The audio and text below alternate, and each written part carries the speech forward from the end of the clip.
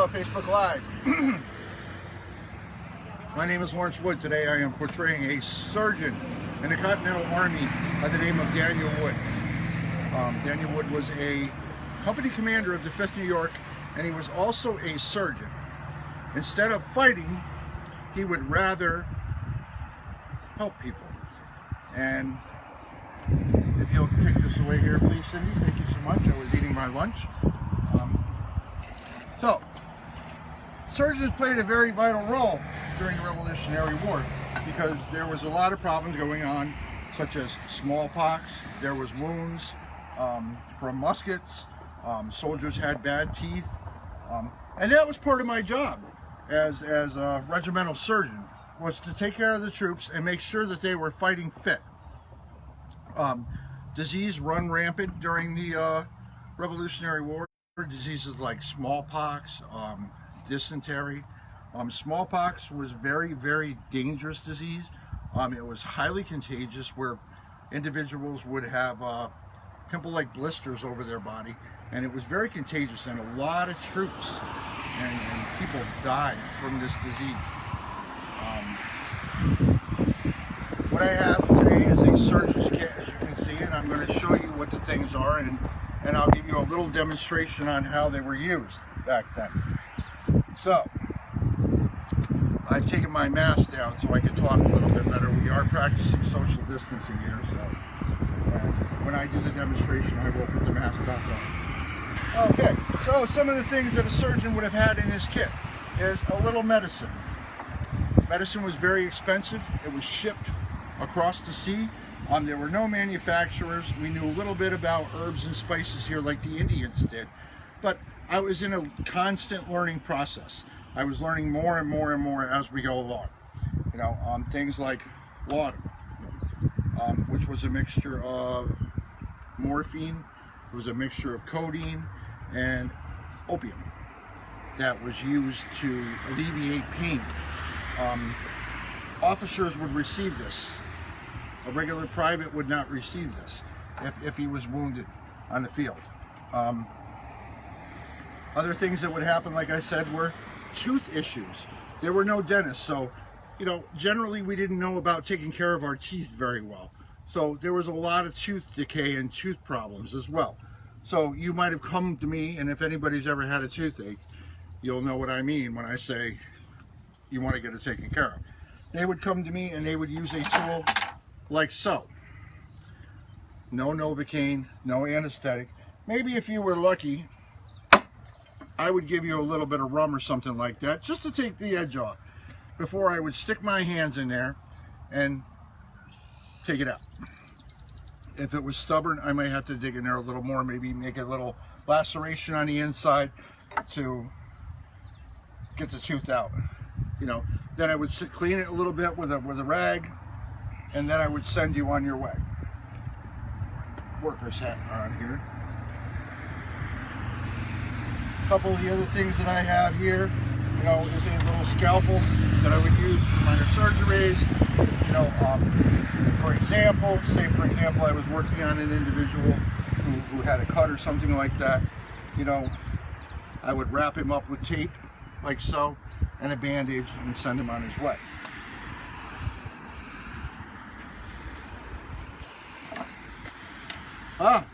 Can I help you? I've got a bullet wound to my arm. So we're going to take care of this for you. You'll lay your arm down here. Come closer. Let me put my mask up here for you, so we're close. Now, a lot of the wounds on the battlefield were from what they call a musket ball. This is a 75 caliber Brown Bess musket ball, which is fired out of a musket from a British musket. So, in the line of battle, this musket flew along across the battlefield and hit this private here right into the arm. And they would bring them to the surgeon. Now, as you can see, the first thing that happened is he came up to me. They brought him to me. I did not go to them. They brought them to me. I would have had a camp set up, a little makeshift hospital. So, what I would have done is, if you'll lay your arm down here, I'm going to touch it. I would have taken my hand and I would have felt around the wound, like so, and I would have stuck my finger into the wound. Now, there are two things that I am looking for when I stuck my finger into the wound. I am looking for, number one, bone splitters, and number two, I am looking for the ball. So I found the ball, and probably I've got some good news for you and I've got some bad news for you. The good news is I can get the ball out and you're going to live. The bad news is I'm going to have to take your arm to do it. What?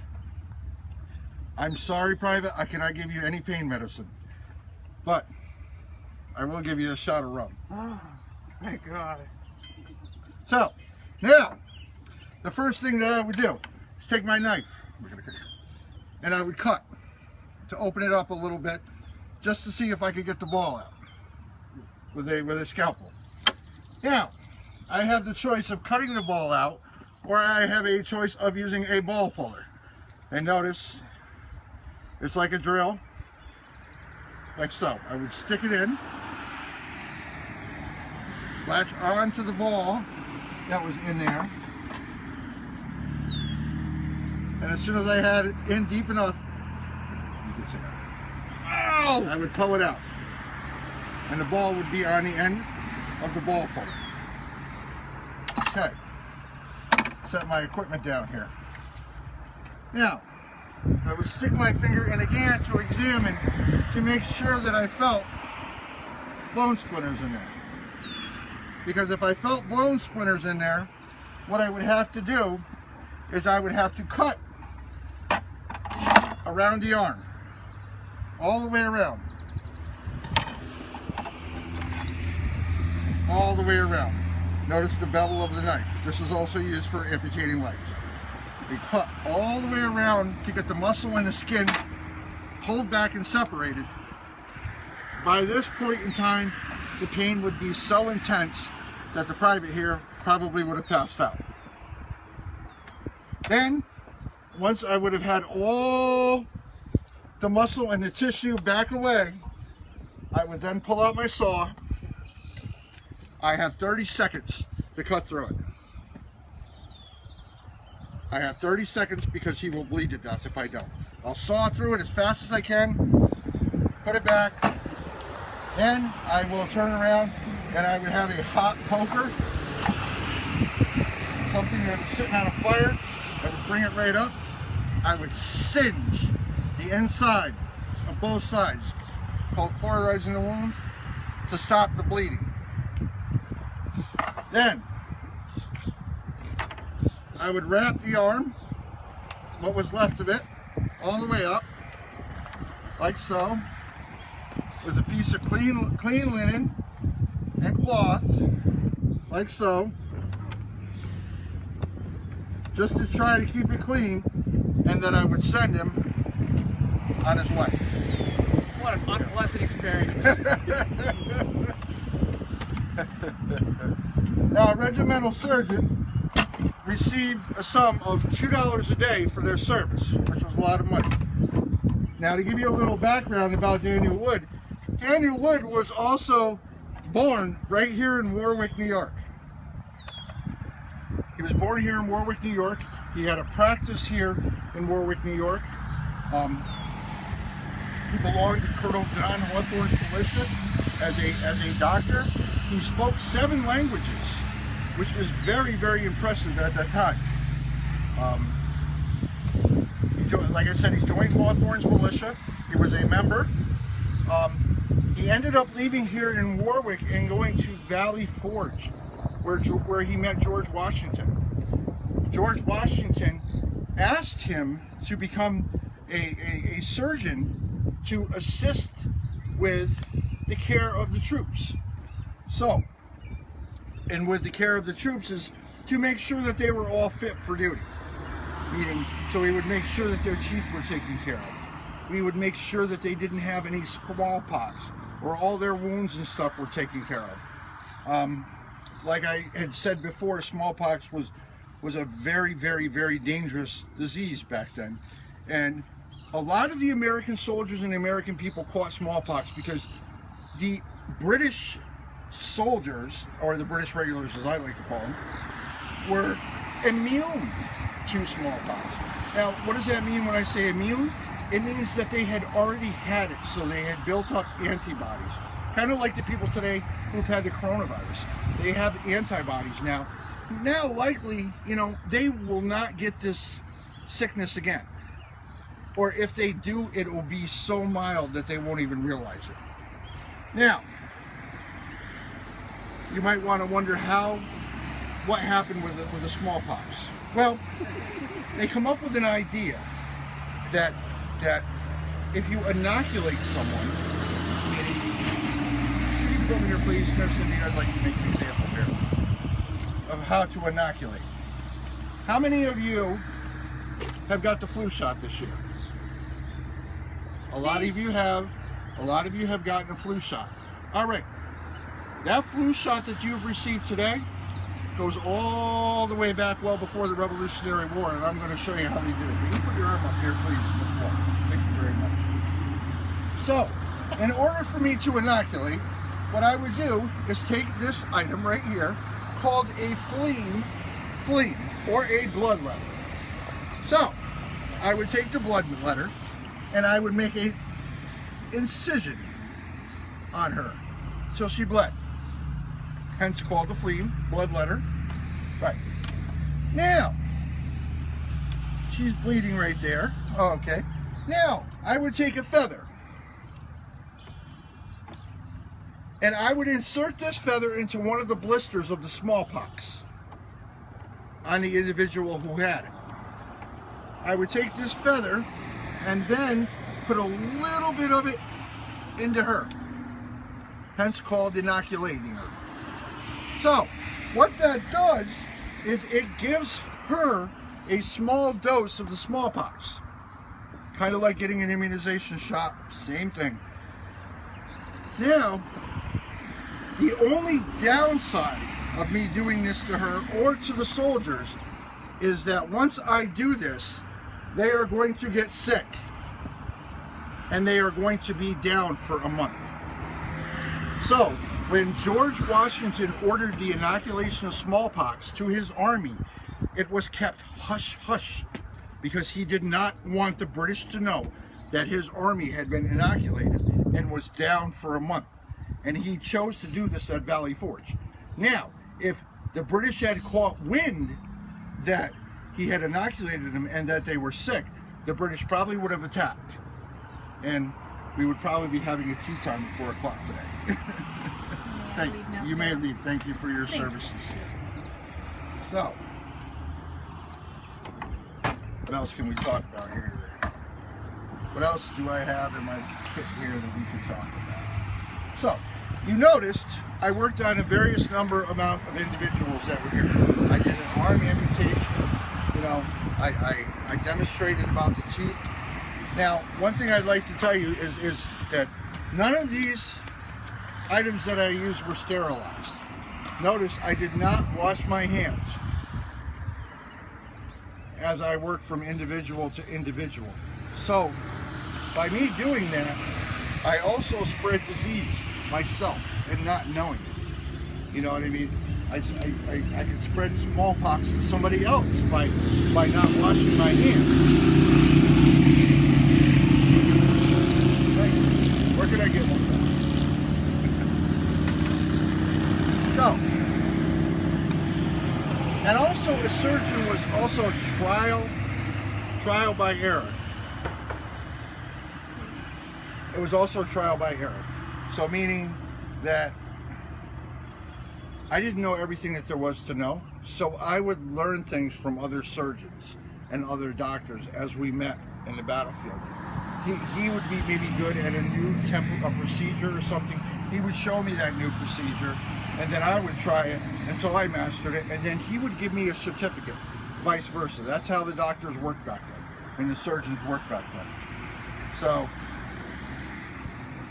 what else can we talk about here? A couple other things that I will show you today. Remember I said, you know, you you didn't get much for pain medicine. If you were lucky, the surgeon would give you a piece of leather like so, or a piece of wood to bite down on for the pain. There were hospitals back then, like the nearest hospital from here probably would have been Fishkill, at the Fishkill Supply Depot, where the soldiers would have been transported to after they've seen a surgeon or see another doctor, and that's where they were there to recuperate and heal from their wounds until they were fit for service again. So what we were saying is, like, if you were wounded, like the soldier was here with his arm, you know, he was of no use to me after the war. So after he healed and recovered, we would send him home and let him go home. Thank you for your service. Thank you for your sacrifice. You can go home. Because he could not fire a musket, like so. Other individuals that were legs were amputated were the same way. They were sent home. You know, there was no like disability insurance or anything like that. When you went home like that, wounded after the war, your family took care of you. You know, they had to, or, you know, the streets were littered, literally, with soldiers who were amputees after the war, who could not work, and you know, they lived on the mercy of individuals, you know, kindness and stuff like that. You know, so that pretty much is going to wrap up my surgeon's demonstration here. But what we are also going to do for you is, Private Lyle, just shoulder your firelock and step over here, please. Can you step out? We're going to do something a little different. Can you come out? Out, you're going to fire. Okay. Out. All right. So, would you like to join us if you sit up real quick? All right. So, what we have here is a private in the 5th New York Regiment. He is wearing regular everyday clothes. He's got a belly box. He's got a fusil, which was his own individual musket that was delivered to him. What caliber is your fusil? Yeah. 62. Yeah. Caliber. Has a belly box and basically no uniform. He has what they call 2 sharps. Actually, the only requirement was to have one, which was, you may fall in next to him, a sharp, which is a tomahawk or a bayonet. Now, the other private has here is a basic setup too as well. Pair of breeches, a vest, matching a frog, which holds his bayonet, and a cartridge box, like so. And if you'll open up your cartridge box, you notice that there are pre-made cartridges. Pre-made cartridges also, like so. Now, each cartridge contains 110 grains of powder, which is something that the people at home would have done to help fight the war purposes. Like, this is something Mom and the kids would have done when Dad was away. You know, they would have filled these up and wrapped them up and sent them to a general location, and then they would have sent them to wherever the Army was. So it would contain a 75 caliber ball, or depending on what size musket they had, the size ball and the powder. So, and then the soldiers would be distributed equal amounts before battle. So, now, I told you that this was a fusil that he was carrying, which was likely his own, and now we will go to the musket here. Can you show it, please? Brown Bess musket. It is a 75 caliber Brown Bess musket, meaning the musket ball is the size of my thumbnail. Now, if that ball flying through the air were to hit you in the arm or in the leg, depending on where it would hit you, it would shatter bone. Hence the surgery that I showed you earlier with the arm. You know, if I would have reached in and felt the bone splinters, the arm would have came off. Well, the same thing with the leg. If that reached in, felt the leg, and there were bone splinters, we would have cut the leg off, because that's the only way that we knew to save their lives. Now, they had an even bigger battle after I cut the leg off with infection and gangrene, which I forgot to mention earlier. So, in the mathematics of war, we would have had our soldiers line up in an open field against the redcoats, right, and fire in different orders. Like the first company would fire, the second company would fire, the third, fourth, fifth, and so on down the line. So, when the last company was finished firing, the first company was then ready to fire. Now, this was not an individual firing. This is all ordered by the commander of the group. You remember, like I said, Daniel Wood was the company commander of the 5th New York. So, he would give the commands, like, order, shoulder, y'all, fire lock,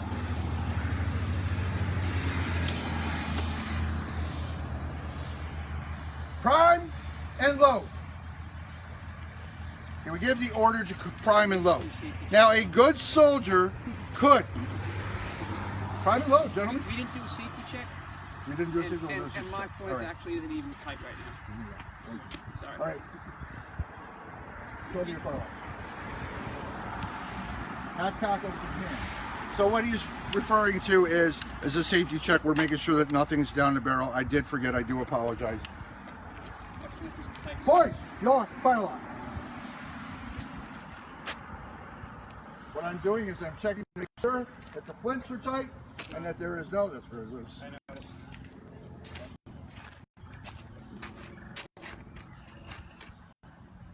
Shoulder your fire lock. Prepare to spring rammers. Drop it right down.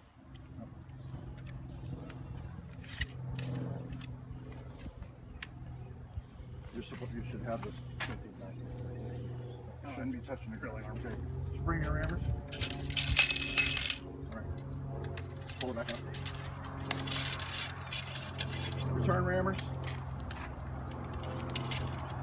I apologize. We are a little rusty. It's the first event of the year. We haven't practiced much. Return rammer, shoulder your fire lock. Do you feel comfortable firing under the loose foot? No. No, I'm just not going to do that. So I would give the command to prime and load. He will go to the step. My musket. And a cartridge. Now, one of the requirements to be in the Army back then was that you were 16 years old and you had an upper and a lower tooth. You're laughing. Why would he have an upper and a lower tooth? Upper and a lower tooth, because if you did not have an upper and a lower tooth, you could not rip open a cartridge. If you could not rip open a cartridge, you could not fire a musket. So, what he was doing was taking the cartridge, ripping it open, pouring a bead of powder right here into the pan. Once the bead of powder was in the pan, he would close the pan, he would cast about his weapon, pour the remainder of the cartridge and the ball down the barrel of the musket and the paper. He would spring his rammer like so,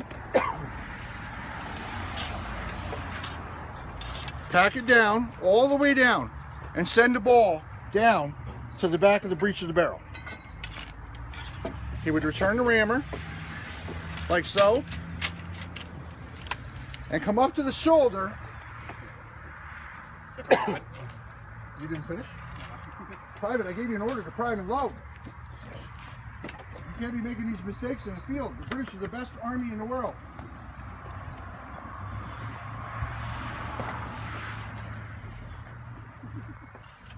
Faster, Private. Nope. Faster, Private. There you go.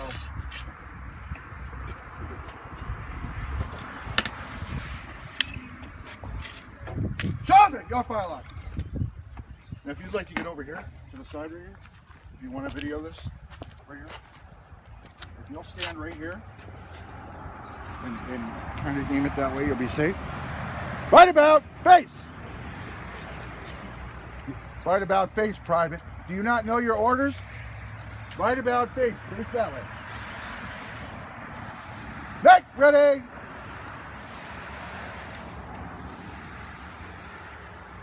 You're good. Make ready. Present. Elevate. Elevate. Fire. Now a good soldier could do that 3 to 4 times a minute. You may recover. That's pretty much all I have. All right, buddy, you are dismissed. That's pretty much what I have. I thank you guys. You know, I'm sorry that, you know, with the virus that you couldn't be here today to see us do it live, you know, but maybe next year. Thank you for giving us the opportunity to be here and teach you a little bit. You know, I am always learning and looking to learn more. You know, I don't know everything, but what little bit, we had a good time, and thanks for letting us be here. And we'll have a little brief intermission, and we will be back with the next phase. Thank you very much.